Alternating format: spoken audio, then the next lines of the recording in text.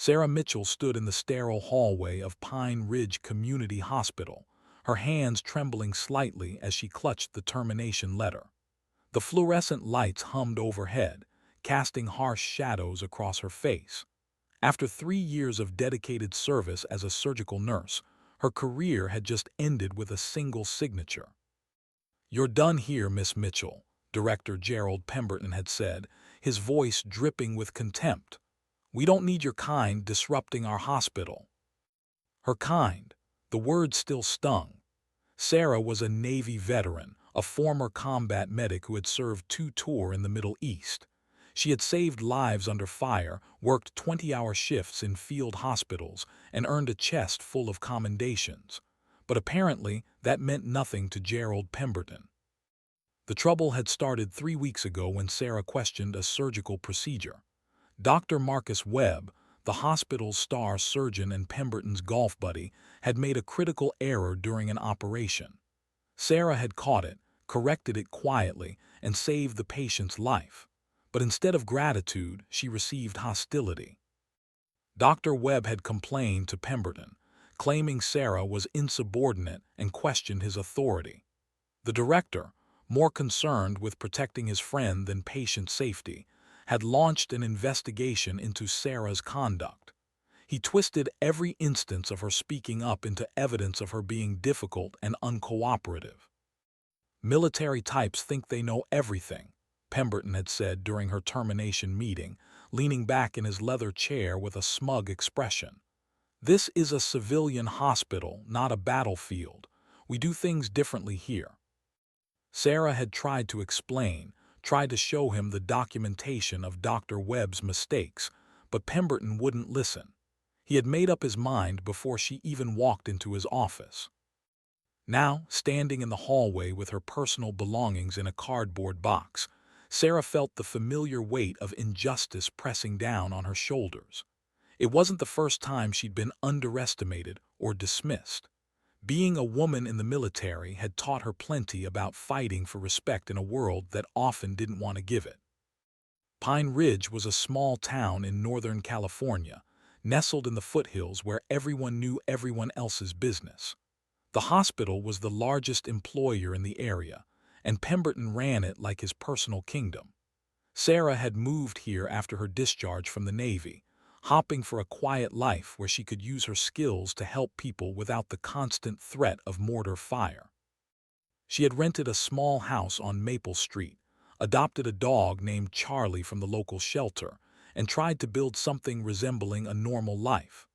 The other nurses had been welcoming at first, impressed by her experience and her calm demeanor during emergencies. But after she started questioning Dr. Webb's methods, the atmosphere had changed. Some of her colleagues had distanced themselves, afraid of being associated with someone Pemberton had marked as trouble. Others had privately expressed their support but refused to speak up publicly. Sarah understood their fear. In a small town with limited job opportunities, crossing the hospital director could mean losing everything. As she walked toward the exit, Sarah passed the nurse's station where her friend Jennifer was working. Jennifer looked up, her eyes filled with sympathy and guilt. She opened her mouth as if to say something, then closed it again, glancing nervously toward Pemberton's office. Sarah gave her a small nod. She didn't blame Jennifer. The young nurse had 3 kids and a mortgage. She couldn't afford to lose her job. The automatic doors slid open, and Sarah stepped out into the bright afternoon sunshine.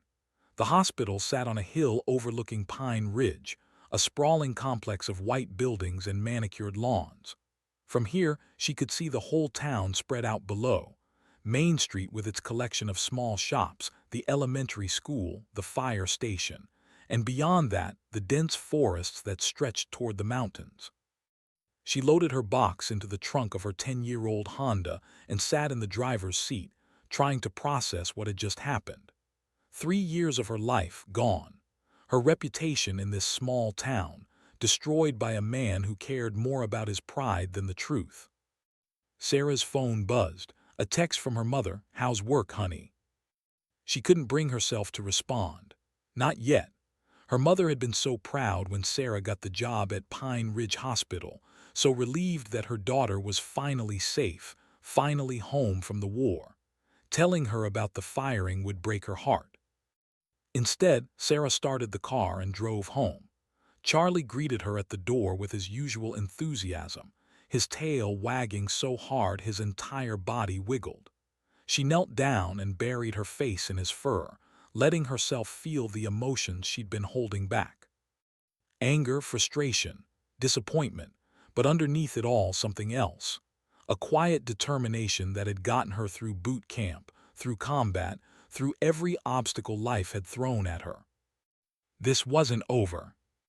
Sarah had seen too much injustice in her life to let this one slide. She had watched good soldiers die because of bad decisions made by people in power. She had held the hands of wounded children in villages destroyed by conflicts they didn't understand. She had learned that sometimes the only way to make things right was to fight, even when the odds seemed impossible. That evening, Sarah sat at her kitchen table with her laptop, going through every document she had saved from the hospital. She had copies of incident reports, patient charts, and communications that showed a pattern of problems under Dr. Webb's care. She had evidence that Pemberton had ignored complaints from other nurses, that he had prioritized the hospital's reputation over patient safety. She also had her own service records, her commendations, her spotless performance reviews from her time in the Navy. She had references from commanding officers who would vouch for her character and competence. But would any of it matter? Pemberton had connections throughout the county.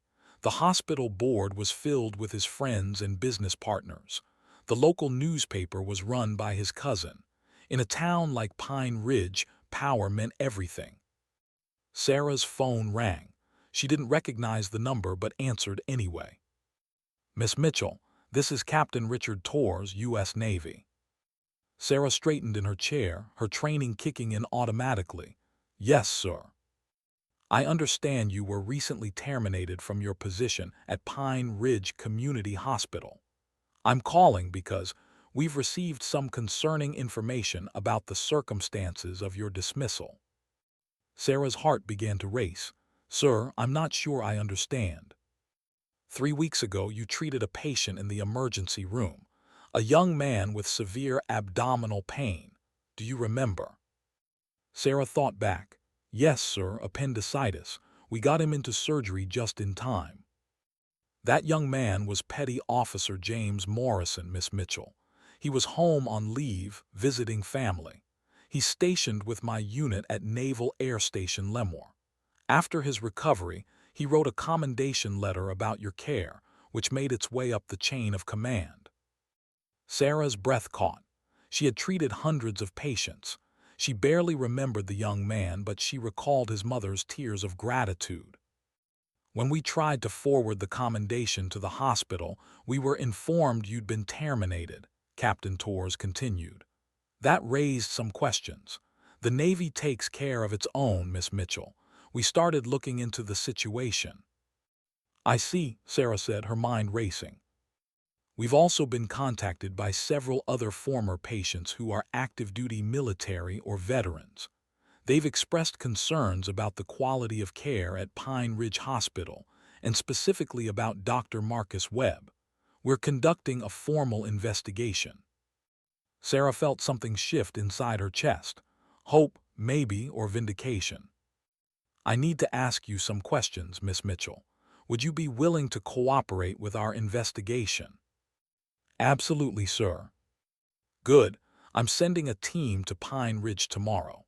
We'll need to interview you and review any documentation you have. We're also going to be examining the hospital's treatment of military personnel and veterans." After the call ended, Sarah sat in the gathering darkness of her kitchen, processing what had just happened. The Navy hadn't forgotten about her. They were coming to investigate. She thought about Pemberton, sitting in his comfortable office, confident in his power and his connections. He had no idea what was coming. Sarah had learned many things in the military, but one of the most important was this: you never underestimate your opponent, and you never, ever abandon your people. Tomorrow, things were going to change in Pine Ridge. Sarah didn't know exactly how, but she could feel it in her bones.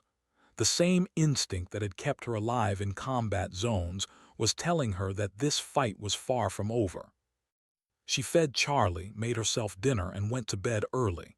She needed rest. Tomorrow was going to be a long day, and she wanted to be ready. Sarah woke at 5:30, her internal clock still set to military time even after 3 years of civilian life. She went for a run through the quiet streets of Pine Ridge, Charlie trotting beside her, and tried to organize her thoughts. Captain Torres had said a team was coming today, but he hadn't specified when. Sarah spent the morning organizing all her documentation, creating a timeline of events, and preparing a detailed account of everything that had happened at the hospital. At 10 o'clock, her doorbell rang. A Navy officer in dress uniform stood on her porch, a briefcase in hand. "Miss Mitchell, I'm Lieutenant Commander Patricia Hayes. Captain Torres asked me to coordinate the investigation here in Pine Ridge. May I come in?" Sarah invited her inside, and they spent the next 3 hours going through everything. Lieutenant Commander Hayes was thorough, asking detailed questions and taking copious notes. She was particularly interested in Dr. Webb's surgical errors and Pemberton's efforts to cover them up. "This is excellent documentation," Hayes said, reviewing Sarah's files. "You've kept very detailed records." "Force of habit, ma'am. In the Navy, I learned that if it isn't documented, it didn't happen." Hayes smiled. "Good practice. Miss Mitchell, I want you to understand what's happening here. The Navy has a vested interest in ensuring quality health care for our personnel and their families. When we discovered that several service members had received substandard care at Pine Ridge Hospital, it became a matter of official concern." "How many cases are we talking about?" Sarah asked. "At least 7 that we've identified so far, all within the past 2 years, all involving Dr. Webb, and all cases where complications were either not properly documented or were attributed to other factors." Sarah felt her stomach tighten. She had suspected there were other incidents, but hearing it confirmed was different. "There's something else," Hayes continued. "One of those cases involved the daughter of a Navy admiral. She was home from college, had an emergency appendectomy performed by Dr. Webb, and developed serious complications. The family was told it was a rare reaction, nothing that could have been prevented, but our medical review suggests it was surgical error. And Pemberton covered it up." "We believe so. He's very good at managing the narrative. But the Navy doesn't take kindly to anyone endangering our people, Miss Mitchell. We're going to get to the bottom of this." After Lieutenant Commander Hayes left, Sarah felt restless. She decided to drive into town, needing to get out of the house. As she passed the hospital on the hill, she saw several official-looking vehicles in the parking lot. Navy vehicles. News traveled fast in a small town. By the time Sarah stopped at the grocery store, people were already talking. She overheard 2 women whispering in the produce section. "Navy investigators at the hospital. Can you imagine? I heard they're looking into Dr. Webb. About time, if you ask me. My cousin had surgery with him last year, and it was a nightmare." Sarah kept her head down and finished her shopping. As she was loading groceries into her car, she heard someone call her name. "Sarah, wait." It was Jennifer, hurrying across the parking lot, still wearing her scrubs. "Sarah, oh my God, I'm so sorry about everything," Jennifer said, slightly out of breath. "I should have spoken up. I should have supported you." "It's okay, Jen, I understand." "No, it's not okay. And now the Navy is there, asking questions, and Pemberton is losing his mind. Dr. Webb, too. They've been locked in Pemberton's office all morning, and people are getting called in for interviews." Sarah's phone buzzed. Another call from Captain Torres. "I need to take this," she told Jennifer. "Miss Mitchell, I wanted to update you on the situation," Torres said. We're conducting interviews at the hospital today. We've also requested access to patient records and surgical logs. Director Pemberton is being cooperative, but I can tell he's not happy about it. I can imagine, sir. There's something else. We've discovered that Dr. Webb doesn't have proper credentialing for some of the procedures he's been performing. His board certification lapsed 2 years ago, and he never renewed it. Pemberton knew about it and allowed him to continue practicing anyway. Sarah's hand tightened on the phone. That's illegal. Yes, it is. We're coordinating with state medical authorities now. Miss Mitchell, this investigation is expanding beyond what we initially anticipated. We're going to need you to make a formal statement, possibly testify if this goes to a hearing. Whatever you need, sir, I'm ready. That evening, Sarah's phone wouldn't stop ringing. Friends from her Navy days calling to offer support. Former colleagues from the hospital apologizing for not standing up for her. Even a reporter from the county newspaper asking for an interview. She declined the interview. This wasn't about her getting revenge or making headlines. This was about making sure patients were safe and holding people accountable for their actions. Around 8 o'clock, there was a knock at her door. Sarah peered through the window and saw an older man in an expensive suit. She didn't recognize him. Miss Mitchell, my name is Robert Chen. I'm an attorney. May I speak with you for a moment? Sarah opened the door but didn't invite him in. What's this about? I represent Director Pemberton and Dr. Webb. I'm here to discuss a settlement offer. Sarah crossed her arms. A settlement. My clients recognize that there may have been some miscommunication regarding your termination. They're prepared to offer you a substantial financial settlement, along with a positive reference, if you're willing to sign a non-disclosure agreement and refrain from cooperating further with the Navy investigation. How substantial? $200,000. Sarah let out a low whistle. $200,000 was more money than she'd ever had in her life. It would solve all her immediate financial problems and then some. That's a lot of money, she said carefully. Chen smiled, sensing an opening. My clients want to make this right, Miss Mitchell. They recognize your value and the difficult position you've been placed in. And all I have to do is sign away my right to tell the truth. The smile faltered. It's a standard non-disclosure agreement.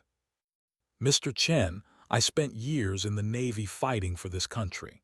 I saw people die for principles like honor, integrity, and doing the right thing. Do you really think I'm going to take money to help cover up medical malpractice? Miss Mitchell, be reasonable. I am being reasonable. I'm being reasonable enough not to slam this door in your face. You can tell your clients that I'm not interested in their blood money. Now please leave my property.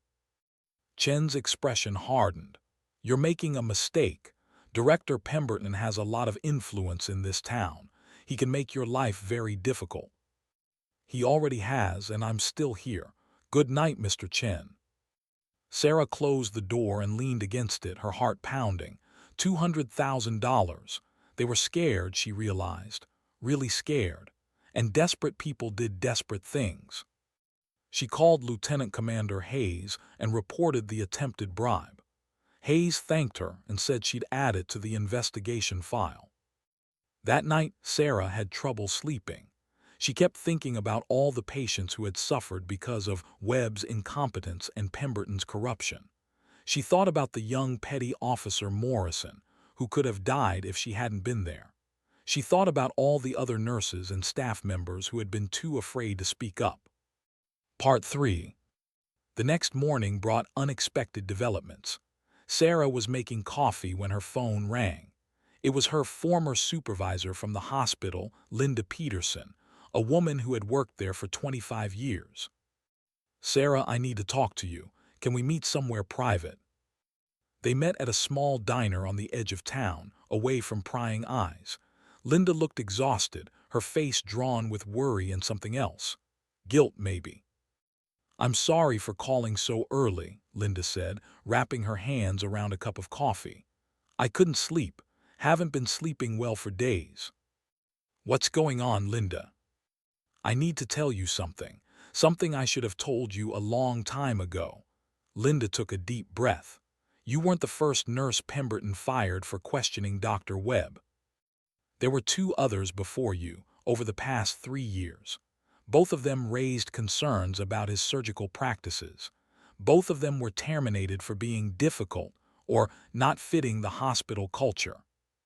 Sarah felt anger rising in her chest. Why didn't anyone say anything? We were scared. Pemberton made examples of those nurses. He blacklisted them, made it impossible for them to get jobs at other hospitals in the region. One of them had to move to Oregon just to find work. The other left nursing entirely. Do you have their contact information? I do, and there's more. Linda pulled out a folder from her purse. I've been keeping records.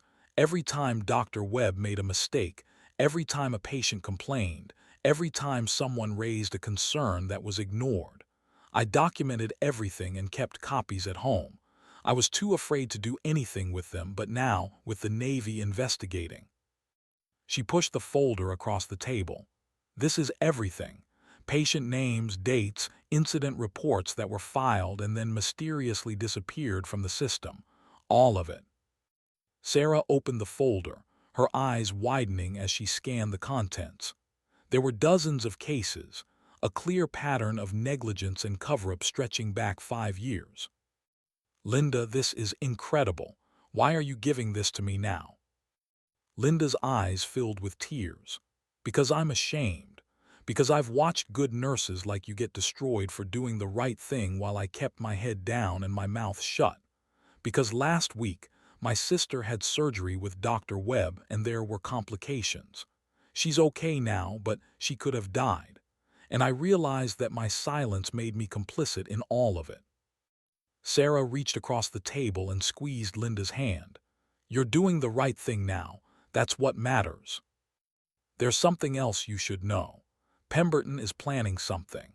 He's been meeting with the hospital board, trying to spin this whole Navy investigation as a personal vendetta. He's telling them you're a disgruntled employee trying to destroy the hospital's reputation out of spite. Let him try. The evidence speaks for itself. He's also been calling in favors. The mayor, the county commissioner, even a state senator. He's got powerful friends, Sarah. So does the Navy. After Linda left, Sarah immediately called Lieutenant Commander Hayes and arranged to hand over the new documentation. Hayes arrived at Sarah's house within an hour, accompanied by 2 other investigators. This changes everything, Hayes said, reviewing Linda's files. This shows a systematic pattern of misconduct. We're going to need to interview Linda and the other nurses who were fired. Can you help arrange that? Already on it, Sarah said. Over the next 2 days, Sarah helped coordinate interviews with Linda and the 2 former nurses who had been fired before her. Both women, relieved to finally have someone listen to their stories, provided detailed testimony about their experiences. The Navy investigation expanded rapidly. They brought in a team of medical experts to review surgical cases. They interviewed dozens of current and former hospital employees. They subpoenaed records that Pemberton had tried to keep sealed. The town of Pine Ridge was in an uproar. The local newspaper, despite the editor's connection to Pemberton, couldn't ignore a story this big. Headlines screamed about the investigation, about potential medical malpractice, about a cover-up at the community hospital. Pemberton fought back hard. He gave interviews claiming the investigation was politically motivated, that outside forces were trying to destroy a beloved community institution. He had his lawyer file motions to block access to certain records. He rallied his supporters on the hospital board and in local government. But the tide was turning against him. More and more people were coming forward with stories of problems at the hospital, patients who had suffered complications, families who had lost loved ones, staff members who had witnessed concerning practices but been too afraid to speak up. Sarah found herself at the center of a storm. Some people in town treated her like a hero, thanking her for her courage. Others, loyal to Pemberton or worried about the hospital's future, blamed her for bringing all this trouble to Pine Ridge. Someone spray-painted "traitor" on her garage door. She received anonymous threatening phone calls, but she also received flowers, cards of support, and offers of help from complete strangers. Through it all, Sarah maintained her composure. She had faced enemy fire. She had worked in combat zones where every decision could mean life or death. A small-town political fight wasn't going to break her. Captain Torres called her regularly with updates. "We've found evidence of at least 15 cases of surgical negligence," he told her during one call. "Dr. Webb's medical license is being suspended pending a full review by the state medical board. We're also looking at criminal charges for practicing without proper certification." And Pemberton. That's more complicated. He's claiming he didn't know about Webb's lapsed certification, but we're finding emails that suggest otherwise. He's also being investigated for insurance fraud related to the billing for procedures Webb wasn't qualified to perform. On the 5th day of the investigation, Sarah was at home when she heard the sound of helicopter rotors. She stepped outside and saw a Navy helicopter circling above the hospital on the hill. It descended slowly, landing on the hospital's rooftop helipad. Her phone rang. It was Jennifer. "Sarah, you need to see this. An admiral just arrived. A real admiral with stars on his uniform and everything. He walked right past Pemberton like he didn't exist and demanded to see all the patient records immediately." Sarah smiled grimly. The Navy wasn't playing around anymore. That evening, every local news station carried the story. Rear Admiral James Thornton had arrived at Pine Ridge Community Hospital to personally oversee the investigation. In a statement to the press, he made it clear that the Navy took the health and welfare of its personnel seriously and would pursue this investigation to its conclusion, regardless of who it implicated. "We do not forget our people," the Admiral said, standing in front of the hospital with the American flag flying behind him. "And we do not tolerate those who would harm them through negligence or corruption." Sarah watched the news coverage with a sense of vindication, but also with a sense of responsibility. This had become bigger than just her firing. It was about justice for all the patients who had been harmed, for all the healthcare workers who had been silenced, for everyone who had suffered because powerful men had put their egos and their profits ahead of people's lives. The investigation took 3 weeks to complete. During that time, Pine Ridge Community Hospital was turned inside out.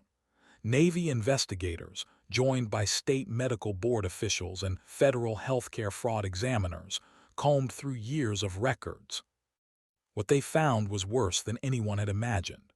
Dr. Marcus Webb had performed hundreds of procedures he wasn't qualified for, resulting in complications in dozens of cases and at least 3 patient deaths that had been attributed to other causes.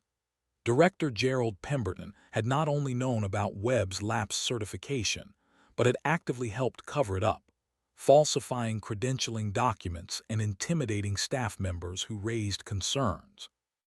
There was also evidence of financial misconduct. Pemberton had been billing insurance companies for procedures performed by properly certified surgeons when Webb had actually done the work. He had been pocketing the difference in reimbursement rates.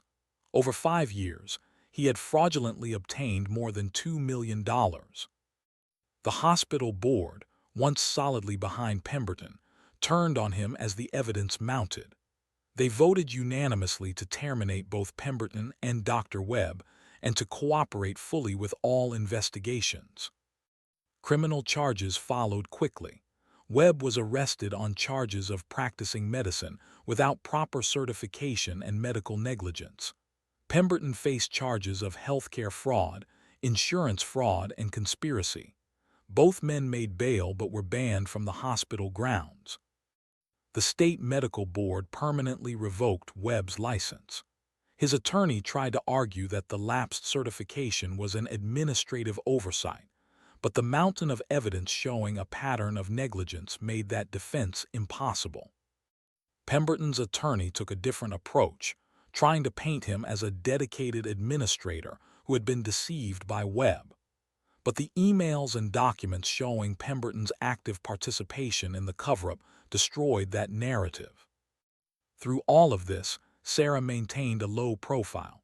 She gave her testimony to investigators, provided all the documentation she had collected, and then tried to stay out of the spotlight.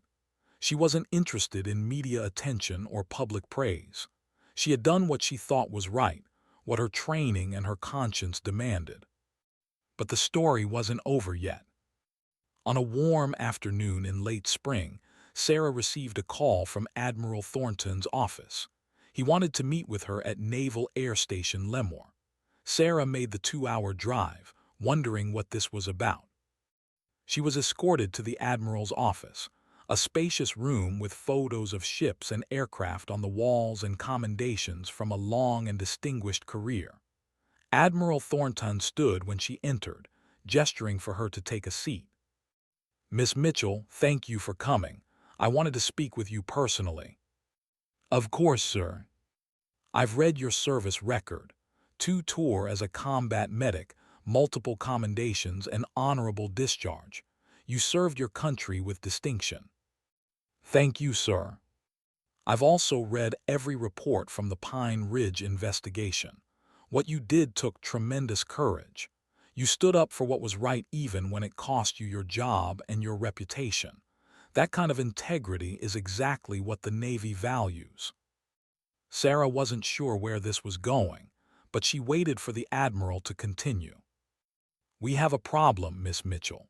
The Veterans Affairs hospital system is understaffed, particularly in nursing and medical support. We need experienced professionals who understand military culture, who can work under pressure, and who have proven they'll put patients first no matter what." Admiral Thornton opened a folder on his desk. "I'm authorized to offer you a position as a senior nurse at the VA Medical Center in San Francisco. It's a significant step up in both responsibility and compensation from what you were making at Pine Ridge. You'd be working with veterans, helping the men and women who served their country." Sarah felt tears pricking at her eyes. "Sir, I don't know what to say." "Say yes. We take care of our own, Miss Mitchell. You served honorably in uniform, and you've continued to serve with honor as a civilian. The Navy doesn't forget that." Sarah thought about her little house in Pine Ridge, about the quiet life she had tried to build there. But she also thought about the satisfaction of working with fellow veterans, of being part of an organization that valued the things she valued. "When would I start, sir?" Admiral Thornton smiled. "How does 3 weeks sound? That should give you time to relocate and get settled." They shook hands, and Sarah left the Admiral's office feeling lighter than she had in months. She had a new job, a fresh start, and the satisfaction of knowing she had made a difference. But there was still one piece of unfinished business. Sarah drove back to Pine Ridge and went directly to the hospital. The place looked different now, subdued and humbled. Security was tighter, and there were notices posted about new oversight procedures and patient safety initiatives.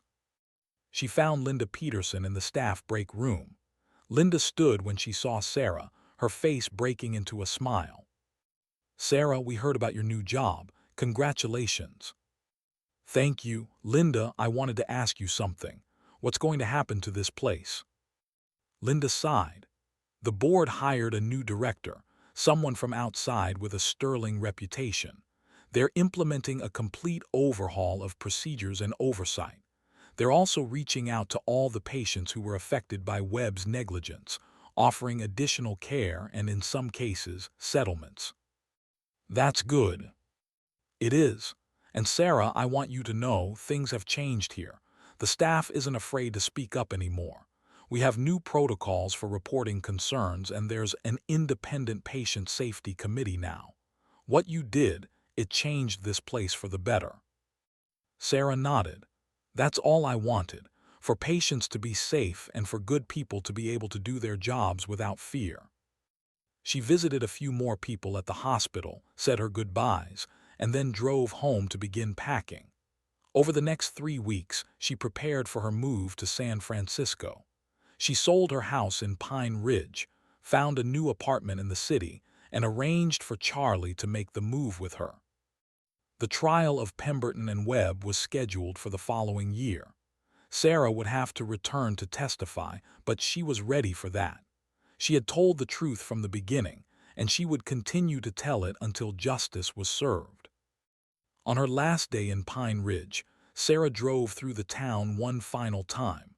She passed the grocery store where she had shopped, the park where she had walked Charlie, the diner where she had met Linda. It was a nice town, really, full of good people. It had just been corrupted by a few bad actors in positions of power.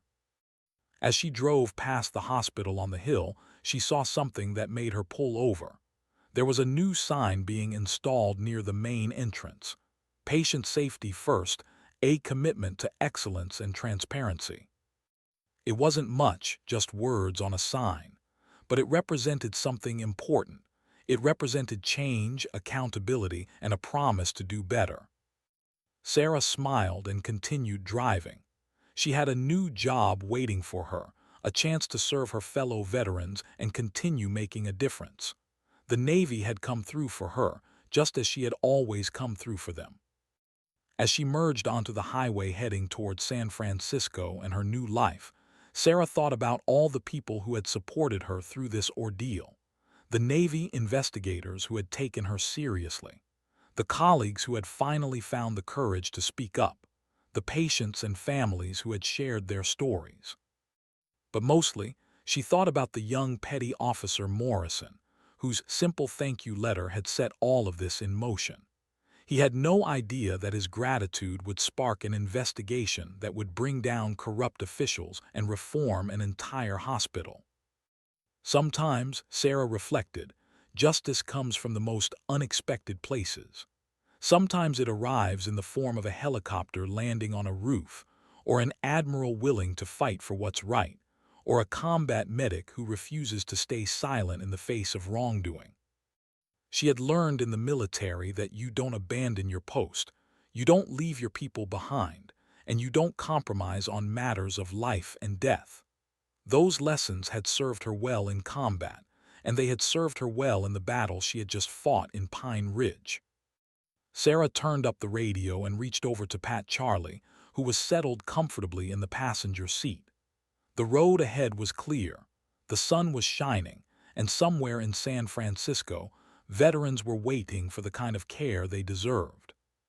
3 months later, Sarah received a letter in the mail. It was from Petty Officer Morrison, the young man whose appendicitis had started everything. "Dear Miss Mitchell," it read, "I recently learned about everything that happened in Pine Ridge. I had no idea that my thank you letter would lead to such an important investigation. I wanted to write to tell you how grateful I am, not just for saving my life that night, but for having the courage to stand up for what's right. You're a true hero, and I'm honored to have been treated by you. Thank you for your service, both in uniform and out of it." Sarah folded the letter carefully and placed it in a frame on her desk at the VA Medical Center. It sat there alongside her military commendations, a reminder of why she did this work and what it meant to truly serve others. In Pine Ridge, the hospital continued its reforms. Several staff members who had been too afraid to speak up during Pemberton's reign stepped into leadership roles, determined to create a culture of safety and transparency. The town slowly healed from the scandal, and the hospital began to rebuild its reputation through genuine commitment to patient care. Dr. Marcus Webb eventually pleaded guilty to medical negligence and fraud charges. He was sentenced to 5 years in prison and ordered to pay restitution to his victims. Gerald Pemberton went to trial, was convicted on multiple counts of fraud and conspiracy, and received a 10-year sentence. But the real victory wasn't in the prison sentences or the headlines. It was in the lives saved by the reforms that followed. It was in the nurses and doctors who no longer feared speaking up when they saw something wrong. It was in the patients who received better care because one person had the courage to stand up to corruption. Sarah continued her work at the VA Medical Center, treating veterans with the same dedication and skill she had brought to every patient she had ever cared for. She trained new nurses, mentored young staff members, and built a reputation as someone who always put patients first. And on quiet evenings, when she walked Charlie through the streets of San Francisco, she sometimes thought about that moment in Gerald Pemberton's office when he had handed her the termination letter with such smug confidence. He had thought he was ending her career, destroying her credibility, putting her in her place. He had no idea that he was actually setting in motion the events that would expose his corruption, end his career, and bring justice to all the people he had harmed. Sarah had learned long ago that underestimating people was a dangerous mistake. She had been underestimated many times in her life, as a woman in the military, as a combat medic, as a civilian nurse who dared to question authority. Each time, she had proven her doubters wrong through competence, courage, and an unwavering commitment to doing what was right. The helicopter that landed on the hospital roof that day hadn't just brought Navy investigators. It had brought accountability, justice, and a message that resonated far beyond Pine Ridge. Some people can't be intimidated, some principles can't be compromised, and some fights are worth fighting no matter the cost. Sarah Mitchell had fought one of those fights and won. Not for herself, but for every patient who deserved safe care, every healthcare worker who deserved to work without fear, and every person who believed that truth and justice still mattered. And that, she thought, was worth more than any job, any reputation, or any amount of money could ever be.